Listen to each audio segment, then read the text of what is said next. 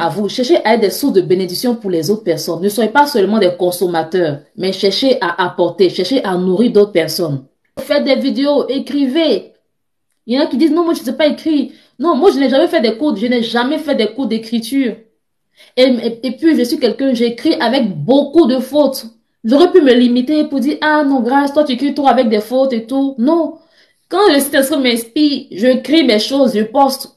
Qu'il y ait des fautes ou pas, je m'en fous.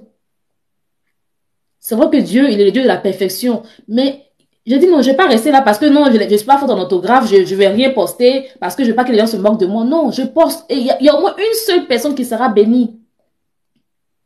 Il y en a qui font des vidéos qui parlent de Dieu sur Internet et ils se disent, oh non, comme j'ai pas beaucoup de vues, je n'ai pas beaucoup de vues, j'ai 4 vues, j'ai 30 vues, donc je suis découragée. Non, ne vous découragez pas.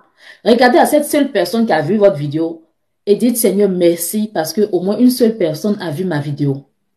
Vous postez sur les réseaux sociaux, vous mettez un verset et vos amis ne like pas. Mais il y a au moins une seule personne qui se met à liker. Dites Seigneur merci parce que au moins une seule personne a liké ma vidéo. Une seule personne a aimé mon contenu. C'est une bénédiction. Comment j'ai commencé sur TikTok? J'étais à 200 abonnés. Après c'est monté.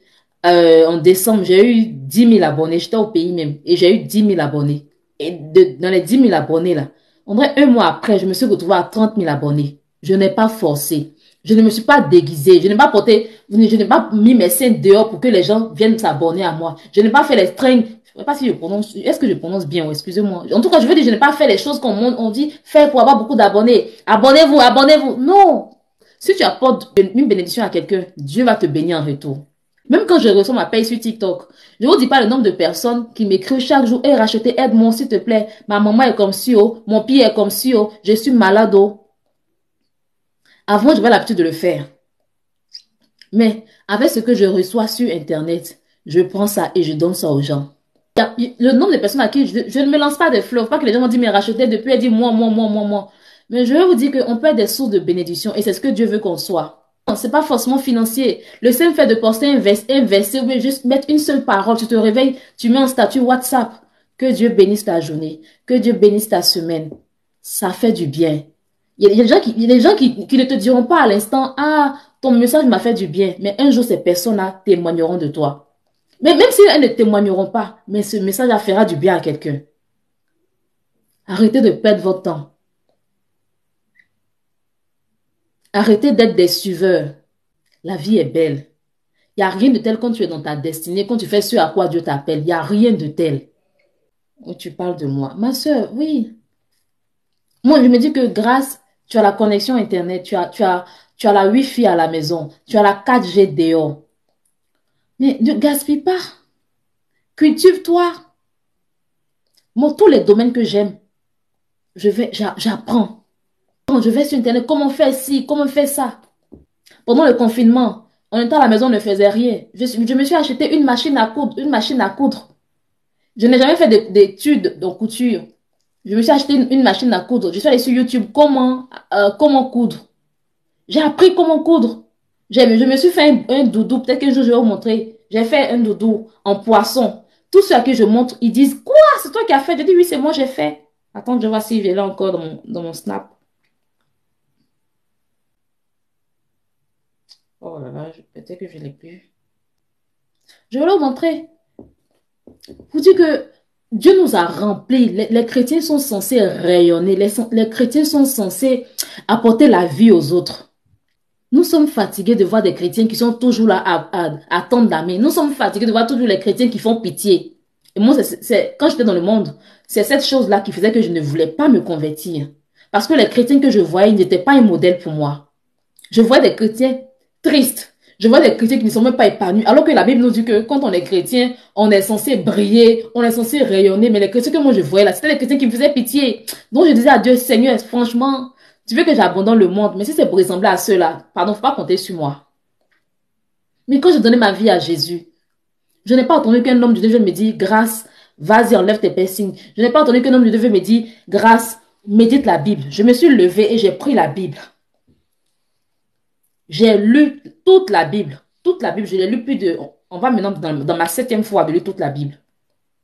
J'ai couru après Jésus et j'ai découvert des choses dans la Bible.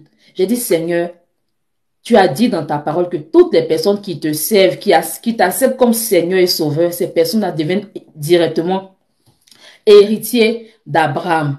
Seigneur, si au travers de Salomon, au travers de Salomon, en tout cas, j'ai vu des gens et j'ai dit, Seigneur, moi aussi, je veux être comme ça. Seigneur, je vois telle personne, on dit, tu as béni ses mains, cette personne arrive, tout ce qu'elle touche réussit. Quand cette personne, elle a pour désir de dessiner quelque chose, elle le fait. Et j'ai dit, Seigneur, moi aussi, je veux que mes mains soient comme ça.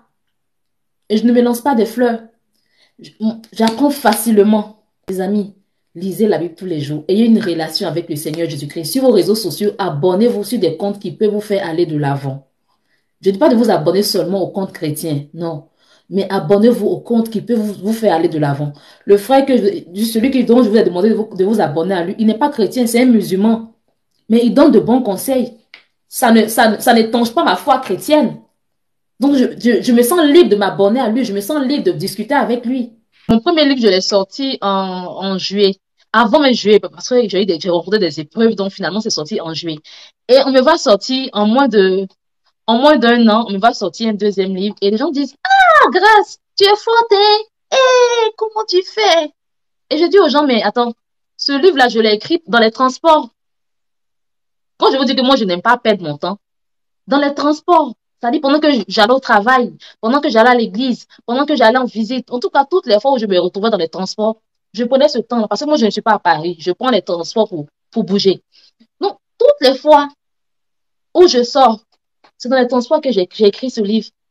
Les gens m'ont dit, oh, bravo, tu es forte, c'est ce qu'on me dit, hein. Les gens sont fiers, mais mais je n'ai rien fait de waouh. Ça, je l'ai écrit dans les transports. Pendant que vous, dans les transports, passez votre temps à scroller, regarder la vie de Emma Louès, regarder la vie de Mbappé, regarder la vie des gens.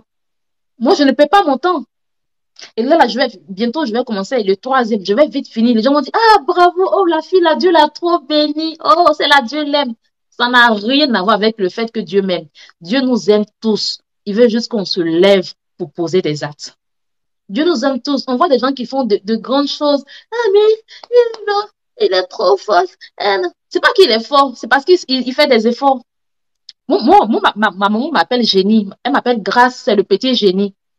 Mais alors que, avant, j'étais très bête. Oui, je n'ai pas honte. Avant que j'étais à l'école primaire, je n'étais pas du tout intelligente. Je n'étais pas du tout intelligente. Mais c'est quand je donnais ma vie à Jésus que tout d'un coup, Jésus a commencé à renouveler ma mentalité. Toutes les personnes qui veulent donner leur vie à Dieu, qui se posent des questions, qui se disent, mais si j'abandonne, est-ce que Dieu prendra soin de moi? Toutes les personnes qui n'ont pas connu l'amour paternel, toutes les personnes qui ont du mal à se consacrer à Jésus, à abandonner le monde, vraiment, lisez mon livre, mon premier livre. Je rends mon témoignage. Je ne me lance pas des fleurs, mais tous ceux qui ont lu le livre m'ont fait de bons retours. Et moi, je sais que je n'aime pas trop dire, ah, faut acheter parce que je suis comme si. Non, je préfère que les gens me découvrent. Posons des actes, levons-nous et bougeons. On peut changer le monde. La Bible dit que nous sommes l'étoile, nous sommes des étoiles, nous sommes des stars.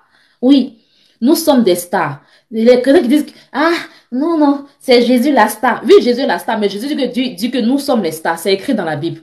En fait, les chrétiens, c'est pourquoi il est important de lire la Bible. Quand tu ne lis pas la Bible, tu ne connais pas. Tu ne sauras rien de ce que Dieu dit de toi. Je te dirai merci pour tout. Gloire à Dieu. Merci. C'est nous les chrétiens qui sommes censés rayonner. Nous sommes le sel de la terre. Nous sommes censés apporter la vie aux gens. Nous sommes des étoiles. Soyez des chrétiens avec qui les païens se sentent à l'aise. Soyez des chrétiens avec qui des chrétiens, des païens, ils se disent, je peux venir lui expliquer ma vie. Il ne dira pas que je suis comme si. Moi, je parle avec des chrétiens, je parle avec des païens, je parle avec des athées, je parle avec des homos, je parle avec des lesbiennes, je parle avec tout ce genre de personnes. Je n'ai pas de problème avec ce qu'ils font. Moi, je les aime et je m'arrange à être un exemple pour ces personnes. Je leur parle de Jésus. En tout cas, aujourd'hui, toute personne qui me connaît, dès que tu lui demandes, tu connais Grâce Momé, tu connais Racheté. La première des choses que ces personnes te diront, ah, si c'est les Français, ils vont dire que, oh, la croyante là. Mais les autres, ils vont toujours te dire que c'est la son affaire de Dieu. Parce que oui, c'est vrai, je marche avec vous. Mais vous connaissez mon identité. Ils savent que celle-là, c'est vrai, elle marche avec nous, elle papote avec nous. Mais il y a certaines choses qu'elle ne peut pas faire. Ils savent que aujourd'hui, si je suis mal, la personne qui peut me consoler, c'est grâce. Vous voyez? Donc, mes amis, donnons la vie aux autres. Aimons nos prochains. Et c'est ça, mais c'est biblique. La Bible dit que tu aimeras ton prochain comme toi-même. Jésus dit toutes les fois qu'on a refusé de donner à manger à quelqu'un, c'est à lui qu'on a refusé. Ce n'est pas aux hommes qu'on fait du mal, mais c'est à Jésus qu'on fait du mal. Moi, franchement, j'aime trop Jésus. J'aime trop Jésus. Je ne vous dis pas que je suis parfaite, mais m'arrive pas de pécher. Si, si. Il m'arrive d'avoir des moments où je n'ai pas envie de prier, où je me sens lourde. Mais Jésus demeure ma passion. Jésus demeure mon idole. Avant, donc, quand j'étais dans le monde, mon idole, c'était Corneille. Vous connaissez Corneille? Je suis seul au monde. C'était mon idole. Wow, quand je voyais Corneille, je me rappelle en ce moment, on n'avait rien à la maison, mais je gardais mon déjeuner pour acheter les posters de Corneille. Quand on dit Corneille est apparu dans un journal, en ce moment, il n'y avait pas trop Internet. Mon petit déjeuner, je gardais pour acheter des posters de Corneille. Hey, Seigneur, l'homme était bête, quoi. On allait acheter les CD de Corneille. J'étais amoureuse de Corneille. Oh Dieu. Mais aujourd'hui, je n'ai plus d'idole. Mon idole, c'est Jésus.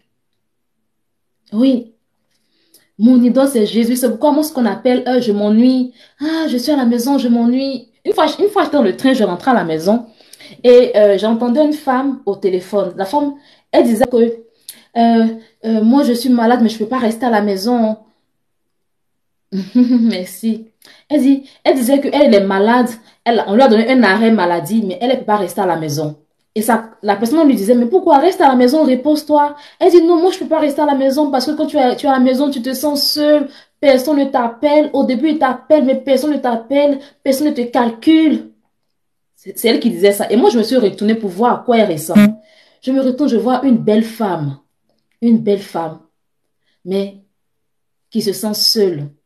Au point où, malgré sa maladie, elle va au travail, soi-disant, je n'ai pas envie de m'ennuyer, soi-disant, je ne veux pas rester toute seule.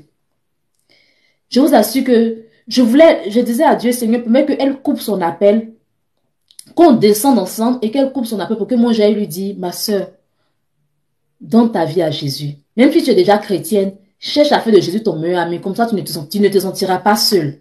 Beaucoup de personnes s'ennuient. Les benguistes que vous voyez tout le jour sur Internet en train de poster de n'importe quoi, en réalité, c'est parce qu'ils s'ennuient. Moi, je ne m'ennuie pas. C'est qu'on dit, ah, je m'ennuie, je n'ai rien à faire. Non, j'ai toujours quelque chose à faire.